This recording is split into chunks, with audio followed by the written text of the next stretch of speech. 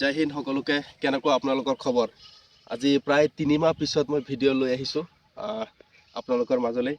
তাৰ কাৰণে সকলোৱে ক্ষমা কৰিব। আপোনালোকক মই কৈ আছোঁ যে মোৰ বেলেগ এটা জেগাত পষ্টিং হৈছিলে, তাৰ কাৰণে এডজাষ্ট হ'বলৈ অলপ টাইম লাগিছিলে। তেনেকৈ টাইমো পোৱা নাই। গতিকে ইতিমধ্যে এপইণ্টমেণ্ট লেটাৰ দিলেই যোৱাকালি 3 তাৰিখে।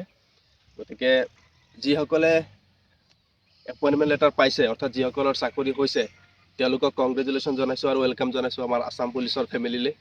আৰু যিসকলৰ হোৱা নাই, চাওক মিষ্টেক্স চবেই, নলেজ চবৰে আছে, চবেই ভাল ৰানিং কৰিছে। তাৰ ভিতৰত 2-এজনৰ চিলেকশ্যন হোৱা নাই, কাৰণ পষ্ট লিমিটেড থাকে, ইমান আমাৰ ষ্টুডেণ্টছ থাকে, কেণ্ডিডেট থাকে, চবৰে চিলেকশ্যন হোৱাটো পচিবল নহয়।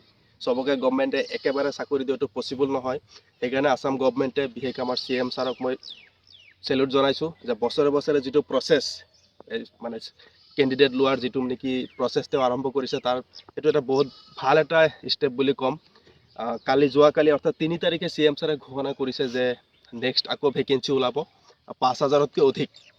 গতিকে মই এইটোৱে ক'ম, যিসকলৰ চিলেকশ্যন হোৱা নাই, যিসকলৰ হৈ গ'ল তেওঁলোকৰতো লাইফ ছেটেল, ভাল হৈছে বহুত, তাৰ কাৰণে বহুত ভাল পাইছে। আৰু যিসকলৰ হোৱা নাই তেওঁলোকক মই এটা কথাই ক'ম, আপোনালোকে আকৌ ৰিষ্টাৰ্ট কৰক। মই ফিল্ডত আহি আজি ৰানিং কৰিছোঁ, মোৰো এটা এক্সাম দিছিলোঁ, আপোনালোকে গম পায়, তাতো মোৰ অলপৰ কাৰণে বেয়া হৈছে। গতিকে ময়ো ষ্টাৰ্ট কৰিছোঁ আকৌ, কাৰণ অলৰেডি মই এটা চাকৰি আছে, তথাপিও আপোনালোকে এইটো ভাবিব নালাগিব, ময়ো নাভাবোঁ যে মানুহ য'ত আছে তাতেই থাকিব লাগে। আপোনালোকৰ যেতিয়া চাকৰি হ'ব, আপুনিও বিচাৰিব অলপ আগুৱাই যাওক, হয়নে নহয় কথাটো? গতিকে তেনেকুৱা হয় কথাটো। যোৱাকালি 3 তাৰিখে অৰ্থাৎ 3 ডিচেম্বৰ তাৰিখে CM ছাৰে ঘোষণা কৰিছে যে 5,000তকৈ অধিক আছাম পুলিচৰ নিউ ভেকেঞ্চি আহিব। এইটো সপ্তাহৰ ভিতৰতে আহিব। গতিকে তাত কি কি থাকিব? ABUB থাকিবই, আছাম পুলিচ SI থাকিব।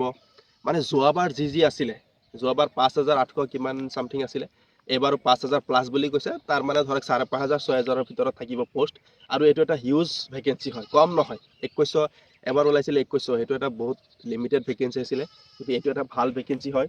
গতিকে মই এতিয়া আপোনালোকক প্ৰশ্ন কৰিম, আপোনালোকৰ মাজৰ কাৰ কাৰ এজ মানে জাষ্ট 18 হৈছে, এতিয়ালৈকে আছাম পুলিচ SSC একো ইণ্টাৰভিউ দিয়া নাই? ছাগলীৰ মাতটো ইগনোৰ কৰিব।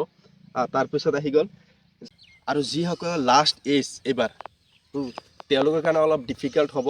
যিসকলৰ ফাৰ্ষ্ট এজ, অভিয়াছলি তেওঁলোকৰ কাৰণে টেনশ্যন নাই, কিন্তু আপোনালোকে এইটো চেষ্টা কৰিব, কয় নহয় যে বেলেগৰ চাণক্য গৈছিলে, বেলেগৰ পৰা শিকাৰ পিছতো যদি নিজৰ ছেম ভুলেই হয়, তেতিয়াহ'লে এইটো আৰু শিকাৰ কি মতলব আছে? ইমান কষ্ট কৰি বেলেগৰ পৰা শিকা বা কপিত, সদায় মানুহক কপি কৰিব লাগে। কপি মানে ভাল কামত কপি কৰিব লাগে। কোনোবাই ইণ্টাৰভিউ দিছে, তাৰ কি মিষ্টেক্স হৈছিলে যোৱাবাৰ, বা মোৰ মই এইবাৰ যে চিলেকশ্যন হোৱা নাই মোৰ এক্সামটোত, বা আপোনালোকৰো ABUBত চিলেকশ্যন হোৱা নাই, তাত কি মোৰ মিষ্টেক্স আছিলে, সেই মিষ্টেক্সবোৰ উলিয়াওক। তেনেকুৱা নহয় যে আমুকৰ চিলেকশ্যন হৈছে, কিবা গণ্ডগোল হৈছে চাগে ডিপাৰ্টমেণ্টত, তেনেকুৱা একো নহয়। মই আপোনালোকক কৈ থাকোঁ, আমাৰ ঘৰত একে ঘৰতে দুজনে পাইছিলোঁ, মোৰ ককাইক ভাই। গতিকে তেনেকুৱা একো চিন্তা কৰিব নালাগে, ভালকৈ ৰানিং কৰক। মই বৰ্তমান ময়ো ৰানিং কৰিছোঁ আহি পেলাই। আপোনালোকেও ভালকৈ ৰানিং কৰক। আৰু ৰিটেন, বিশেষকৈ মই ৰিটেনৰ ওপৰত ভিডিঅ' দিম। আগৰ ভিডিঅ'কেইটাত মই ৰিটেনৰ ওপৰত ভিডিঅ' দিয়াই নাই, মই জাষ্ট আছাম পুলিচৰ ABUBৰ কাম কি, জেনুইন যিবোৰ কথা আছিলে, যি মই এক্সপিৰিয়েঞ্চ কৰিছোঁ আছাম পুলিচত, SIৰ কাম কি, SI মষ্ট প্ৰবেবলি SIৰ ভিডিঅ' মই দিয়া নাই। আছাম পুলিচ ABUB APRৰ কাম কি থাকে, আৰু যিহেতু এপ্লাই হ'ব, গতিকে আপোনাৰ নামত যদি কোনো FIR থাকে, কিবা ক্ৰাইম, চাওক মই আপোনালোকক কেইবাদিনো কৈছোঁ যে যেতিয়ালৈকে আদালতে ন্যায় প্ৰদান নকৰে যে আপুনি দোষী বা নিৰ্দোষী, তেতিয়ালৈকে আপুনি নিৰ্দোষী। কোনোবা আপোনাক FIR দিছে আপোনাৰ ওপৰত, সেই বুলি আপুনি দোষী সাব্যস্ত হৈ নাযায়। কাৰণ আমাৰ ইণ্ডিয়াত সংবিধানত কি আছে, আপুনি দোষী নে নিৰ্দোষী এইটো একমাত্ৰ বিচাৰ কৰাৰ ক্ষমতা কাৰ হাতত আছে? আদালতৰ হাতত। মহামান্য আদালতেহে ডিচাইড কৰিব আপুনি দোষী নে নিৰ্দোষী।